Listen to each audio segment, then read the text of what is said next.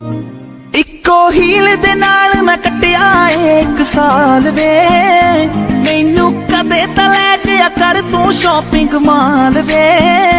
ਮੇਰੇ ਨਾਲ ਦੀਆਂ ਸਭ ਪਾਰਲਰ ਸਜਦੀਆਂ ਰਹਿੰਦੀਆਂ, ਹਾਏ ਹਾਈਲਾਈਟ